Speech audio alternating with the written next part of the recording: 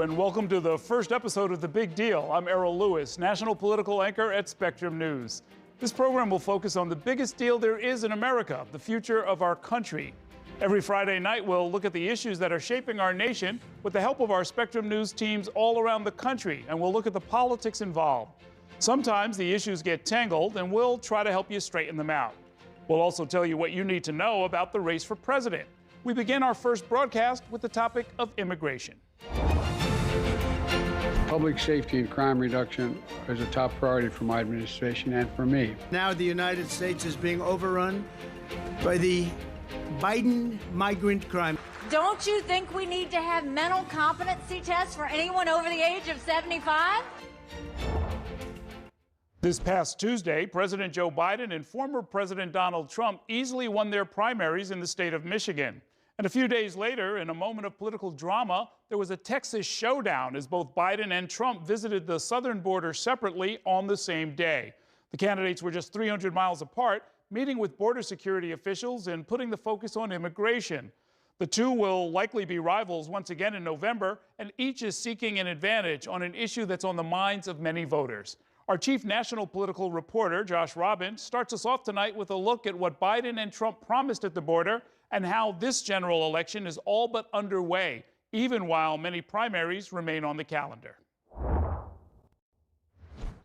Joe Biden and Donald Trump along the Rio Grande, sounding somewhat similar in vowing to crack down on illegal immigration. Trump vows mass deportations of illegal immigrants and to make those requesting asylum to stay in Mexico. They're sending their people from jails and prisons and mental institutions, and they say we're not taking them back. That wouldn't happen with the Trump administration, that I can tell you. The issue has Biden playing defense. Now he's asking Republicans to pass restrictions that Democrats had long resisted, like making it harder to get asylum, even if it means alienating progressives. Despite a bipartisan deal, GOP leaders in the House won't go along. It's thought that any immigration overhaul would deny Trump a major campaign issue. So here's what I would say to Mr. Trump. Instead of playing politics with this issue, instead of telling members of Congress to block this legislation, join me, or I'll join you in telling the Congress to pass this bipartisan border security bill. For now, immigration is polled as the voters' top concern, but the next 8 months may offer plenty of twists. Trump's 4 criminal cases inch along. A verdict is possible for one, but probably not more before November. Trump is pleading not guilty to all. This spring, the Supreme Court is expected to decide whether Trump is immune from federal criminal charges stemming from his attempts to overturn his 2020 loss. As for Biden's pitfalls, the economy has improved by some measures, but there's no guarantee it lasts. Former South Carolina Governor Nikki Haley most likely won't be the nominee, but up to 40% of Republican primary voters have been pulling for her. Biden's support of Israel and its bloody Gaza war is draining support among Democrats. Some say they may even sit out the general election. Much separates these two rivals. They could commiserate about their shared advanced age. Biden is 81, Trump 77, and unless the fountain of youth is discovered before November 5th, there's nothing either can do about it. Josh Robbins, Spectrum News. The dueling border visits come just a few days ahead of this week's big deal, which is Super Tuesday. Voters across 15 states and American Samoa are getting ready to cast their ballots in presidential primaries. Joining me now to break this all down is a panel of my Spectrum News colleagues. Holly Gregory is an anchor for Spectrum Bay News 9 in Tampa, Florida. Tim Boyum is a political anchor for Spectrum News 1 in Raleigh, North Carolina. And Karina Kling is political anchor for Spectrum News 1 in Austin, Texas. Thank you all for being here. And Holly, let me start with you. Why is Super Tuesday important at all this year? Well, Super Tuesday will be the single biggest day of this primary. 16 states up for grabs, tons of delegates, although not enough for either Biden or Trump to clinch their nominations. Although the Trump team says they expect to do that on March 19th. That's the day of the Florida primary. So we'll see. I'm not expecting any surprises. I think Trump and Biden will, win in their each of these states. But what it can do, Errol, is really serve to show where they might be vulnerable. So, for example, if Nikki Haley continues to get 20, 30, 40% of the vote in some of these states, that's going to show where Trump has some problems with women, with college graduates, with independents, people that he needs to win back to win a general election. On Biden's side, could we see more people voting, non-committed like we saw in Michigan? Now, granted, that was primarily people who are unhappy with the situation that he's handled, how he's handled Gaza. But there are some movements for that uncommitted vote in a couple of these Super Tuesday states as well. Does he have low turnout in some of these states? Does that show that people just aren't excited, particularly young people, to come out and vote for him? They think that he's too old, all the vulnerabilities that we have heard about him. So that's what might get highlighted, is where each of these candidates is going to be vulnerable. Okay. As for Nikki Haley, she just came out today and said that she doesn't know what she's going to do after Super Tuesday. She'll wait and see, but she did rule out, Errol, third party. She said she is not interested in going with the no labels group. Okay, so let me bring Tim in. You're in one of these Super Tuesday states. If North Carolina is a place where Nikki Haley, who's going to visit, I believe, this weekend, if she does poorly on Super Tuesday, what will that mean? Yeah, she's in Charlotte tonight, and she's in Raleigh tomorrow. As Holly said, she's sort of non-committal about moving forward, and I think the language is changing. When she lost in South Carolina, she was already talking about all the other states she was going to go to and all the support that she was going to get, and she's not saying anything about post-Super Tuesday. And so I think that's a sign of what we might see moving forward. And I can tell you, talking to folks on the ground here in North Carolina that are trying to rally support for the candidates, they're frankly a little tired of this primary dragging on. Even if they don't like Donald Trump, they just want to move forward and see Joe Biden as opponent, not an inter-party battle. So we'll see. Okay, and so now, Karina, Texas was ground zero. Both of the likely nominees for president were there in these dueling border visits. It comes at a time when more and more Americans are citing immigration as one of their top concerns. What are their different positions on how best to handle the border concerns? Yeah, and I think we saw them lay both of those out pretty well yesterday in terms of the rhetoric and how they make frame this heading into the general election as the likely presidential nominees. I mean, Biden really asking President Trump and members of Congress to pass this bipartisan immigration bill, bipartisan border security deal that was making its way in the Senate and then was tanked by Trump when he said, don't pass this, let's use this as a campaign issue. And we heard from former President Trump yesterday just talking so much about, the policies that he had in place when he was president and how they worked. And Biden came in and did away with these policies. He also talks about mass deportations. We've heard from political experts and experts in immigration and on the border who say that that would be very, very difficult to do. But I think it's going to be just this really hardline approach we hear from Trump. And then Biden trying to take an issue that he knows he needs to have a win on politically heading into November and see how he can kind of frame it in a way that will be beneficial to him. Karina, in your opinion, I know folks in Texas have been dealing with these issues for a long, long time. Did those visits win over any voters? Do you think any minds were changed? I don't know that it changes any minds at this point, but I think that they were both here 100% to try to do that and to try to win over voters. Again, Biden trying to take an issue that has been troublesome for him and try to turn it into a winning issue because he knows how much this has become such a focus for people, not only in the Republican Party, but we're seeing it on the Democratic side, too, in terms of a top issue when being polled here in Texas and nationally, that immigration, border security is a main concern. And so I think just whether it changes minds after their visits this week, I don't know, but I think we'll see probably them here a lot more on the border from now until November. Okay, that brings us to the end of our time. Thank you all for joining me. We're going to take a break now, and when we come back, we'll talk more about the border crisis's effect on cities and states around the nation and take a look at one family's journey from El Salvador, hoping to seek asylum here in the United States. A full report from the southern border is next on The Big Deal.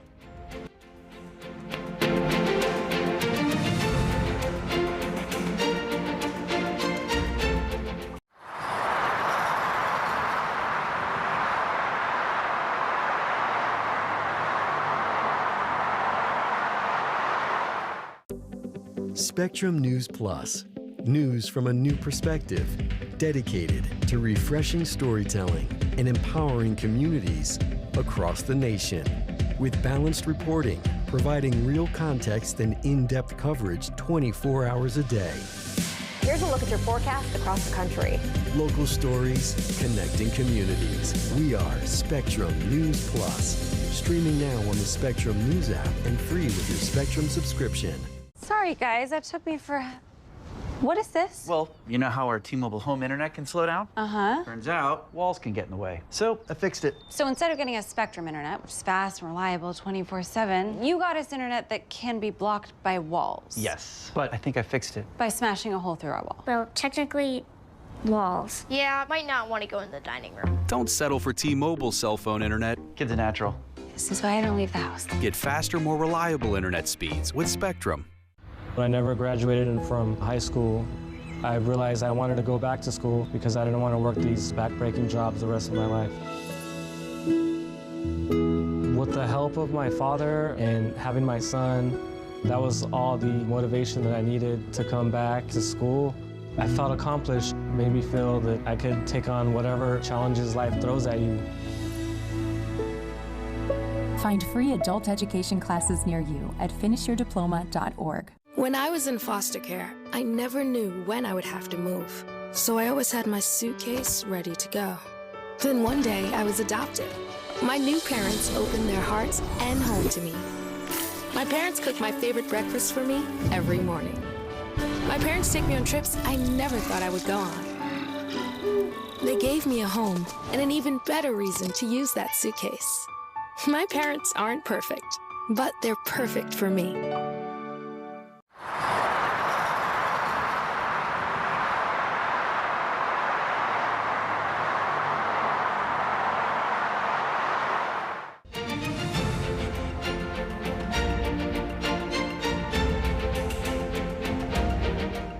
We're back with The Big Deal. I'm Errol Louis. With President Biden and former President Donald Trump holding dueling visits to the southern border this week, immigration remains a key issue on the campaign trail.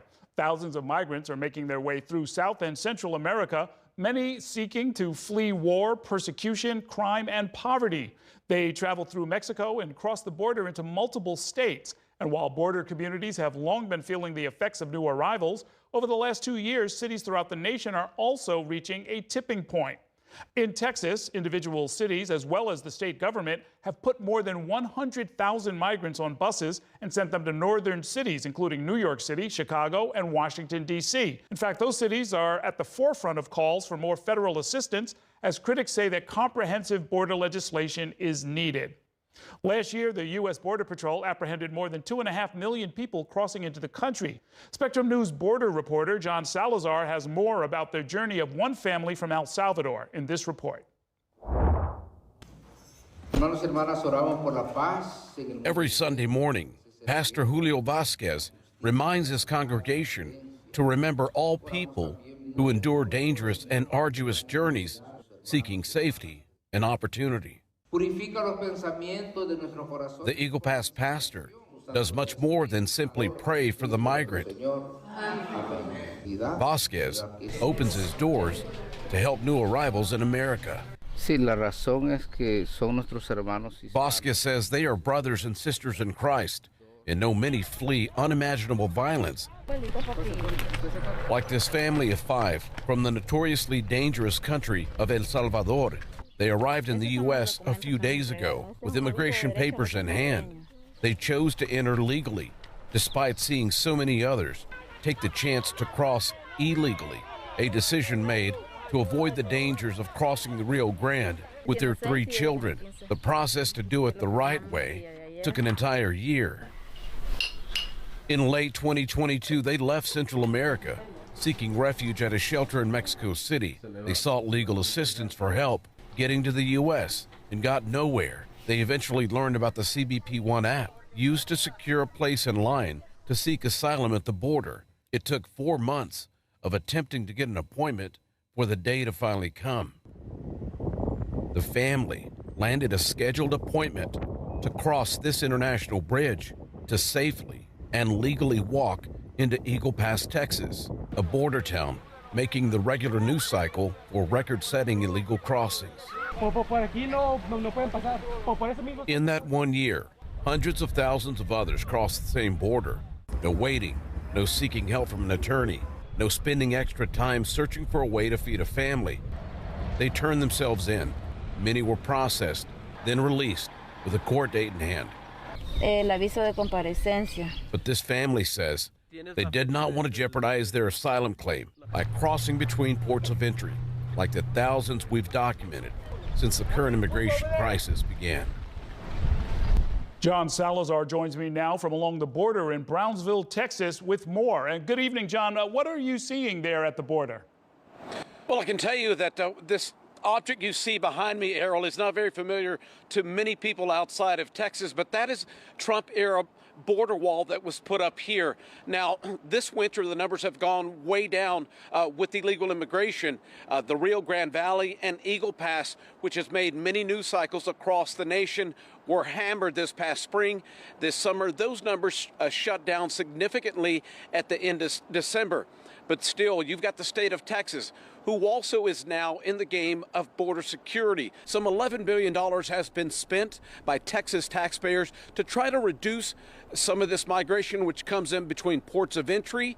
The flow, typically during the winter, Errol, is slower, but we're expecting the numbers to tick up once spring kicks around. And so, John, that family you profiled that came from El Salvador, why did it take them 4 months to get an appointment through the federal government's CBP-1 app? Was that a connection problem or was that a capacity problem? Why did they have to keep trying? A lot of people don't understand how hard it is, to understand immigration rules. The rules were one set of ways during the Trump administration, and during the Biden administration, those rules changed. And so people try to navigate the rapid changing rules of U.S. federal law. Now, going back to that CBP-1 app, that family spent a year in Mexico City trying to get some assistance to try to find a humanitarian lawyer to give them help to try to make it to the U.S. That didn't work out. So they learned of the CBP-1 app. They went further north to Monterrey, Mexico, which is about 4 hours just south of where we are here in Brownsville. And they tried for 4 months to use that app. Every morning they wake up, that app goes live, and it's like a lottery. You get on there until you get the appointment. Once you get that appointment, they tell you which bridge to cross, and if you're not there on that day, you will miss your appointment. So it's very arduous. This family took over a year to make it into the United States. At the same time, a lot of people don't have that patience, and those images that we've been showing you from the border are real. People not using the app, not getting an attorney, and challenging the dangers of the Rio Grande, which is not that far from where I'm standing.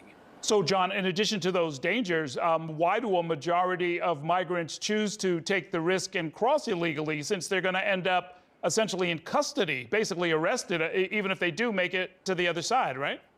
Yeah, with the asylum seekers and migrants that I speak to who just come out of the river, have crossed illegally between ports of entry, they tell me they could no longer wait for an opportunity at freedom. They may not have a cell connection. They may not have a cell phone. It may have been stolen by criminals, maybe by the cartel. And so these people lose patience. Many people are victimized. Their money's taken, their identity is taken, and they end up with no money. And so the last option is to challenge that river, cross, and maybe you'll have the opportunity to stay under humanitarian parole. Thanks very much, John. We're not done just yet. It is a busy week ahead with Super Tuesday and President Biden's State of the Union address. We're going to bring you a preview of next week's big deal coming up next.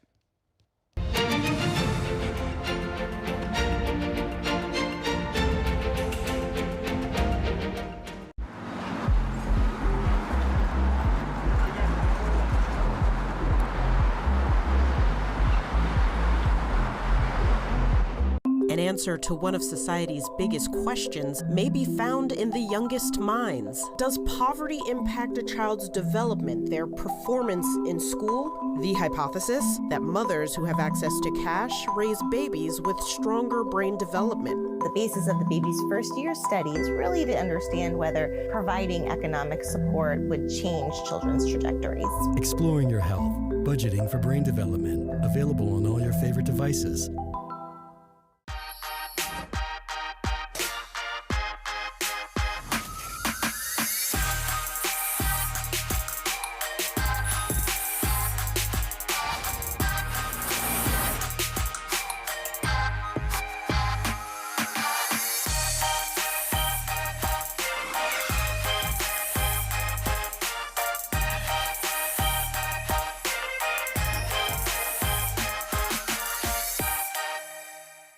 Okay, Dad. 1, 2, 3.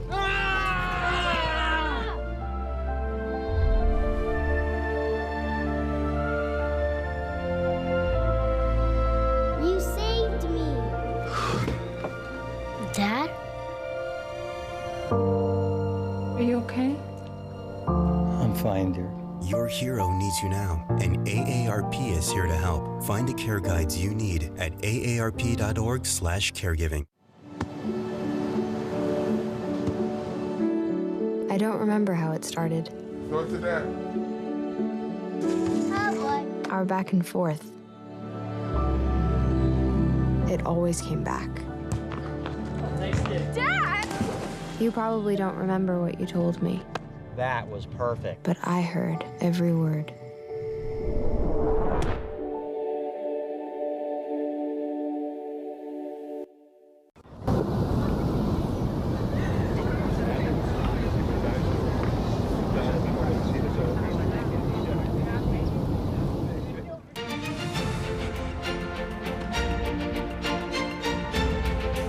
We're back with the big deal. I'm Errol Louis, and here are some things you'll want to know about the presidential race for the week ahead. Several states are holding Republican presidential caucuses starting tomorrow and continuing throughout the month. And it's Super Tuesday on March 5th. But next week's big deal will also be President Biden's State of the Union address. That's on Thursday night. The president will face a divided Congress where he will lay out his priorities for the year. Spectrum News national political reporter Taylor Popolars joins me now from inside the U.S. Capitol with a preview. Taylor, what are you expecting to hear from the president? Well, Errol, we don't yet have an official list of talking points from the White House, but there are obviously some topics that have been in the news recently that the president has been spending a lot of time talking about that we expect him to touch on. First and foremost is abortion and IVF. Obviously, that recent Alabama Supreme Court ruling relating to frozen embryos has become a big talking point for Democrats, especially while a lot of Republicans here in Washington continue to pursue abortion bans at the federal level. We also expect the president to talk about immigration policy. He'll be delivering the State of the Union speech 1 week after his latest trip to the U.S.-Mexico border. In terms of other foreign policy, the wars in Ukraine and Israel continue to rage, and Congress has been unable to pass aid packages over the last few months to help both of those countries out. Biden is very invested in that aspect of foreign policy. And then more broadly speaking, the U.S. economy. Biden talks a lot about the cost of living, trying to lower costs for everyday Americans, so I wouldn't be surprised if he also touched on that. Is the State of the Union speech essentially also a campaign speech for the president? That's definitely a good way of looking at it, mostly because this could be the largest viewing audience that Biden gets to deliver a speech to this year. He declined to give an interview before the Super Bowl when tens of millions of Americans were tuning in, and it's unclear whether he and Donald Trump, if they end up being their party's nominees, will have debates later this year because Trump has been frustrated about it. So we'll be monitoring that, but this will be a big opportunity for Biden, even though it's not an overtly political speech. And then Taylor, there's a response by tradition. The Republican Party chose Alabama Senator Katie Britt this time to respond to President Biden. Why her? She's considered a rising star in the Republican Party. Speaker Mike Johnson was quick to point out that she's just 42 years old. She is the youngest Republican woman ever elected to the Senate, and they want to contrast that with President Joe Biden, who of course is 81 and currently the oldest president ever. She's also just kind of considered the future of the party because she's deeply conservative, a fan of Donald Trump, but represents kind of this younger generation. All right, thanks a lot, Taylor. And just as a reminder, Spectrum News will bring you President Biden's State of the Union address in its entirety on Thursday evening. Before that, stay locked into Spectrum News for results and analysis on Super Tuesday. That's going to do it for The Big Deal. Thanks for watching our very first edition of this program. We hope you'll follow us through what will be a very busy year. Stay tuned to your local station for the latest headlines and weather.